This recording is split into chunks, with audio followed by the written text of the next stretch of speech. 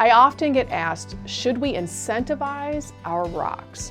Add compensation or benefits or some other incentive to rock completion. Again, rocks are your 90-day priorities that you've set as a team that you want to achieve in this quarter. So in rock setting, most often your teams do not need to be incentivized. I want to make that point clear. Most oftentimes they will work on their rocks and achieve them without having any incentive whatsoever.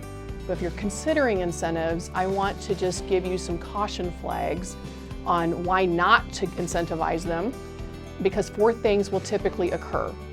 The first one is, if you incentivize rocks, people will have a tendency to set weak rocks. It's easy to set softball rocks that don't achieve real results for the greater good of the company. Your rocks really need to be smart, otherwise they'll become dumb. And when we use incentives, they become dumb. The next one is that there's no vulnerability when rocks are incentivized. People don't admit their rocks are off track, or they don't ask for help on rocks because they want to make sure they get the compensation.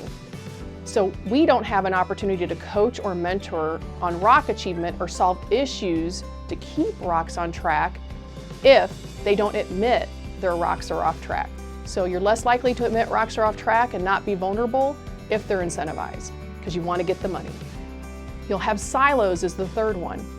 They work on their own team or for their own individual area and not towards the company vision as a whole.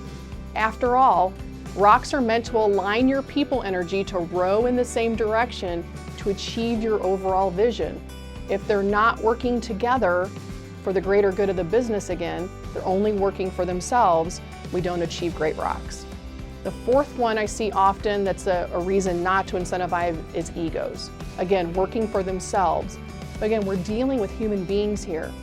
And if you're familiar with Maslow's hierarchy of needs, the lowest level of needs are your safety, security, your food, protection, those types of things. If their lower level of needs aren't being met and you've incentivized their rocks with compensation, they will focus on their own individual rocks at the cost of the greater good of the business in order to do things like feed their own family, at the cost of helping others achieve their rocks, or focusing on the top priority rocks, which are your company rocks. So those are the 4 caution flags I have for setting rock incentives. You go and IDS it and see if it's the right thing for your business to do.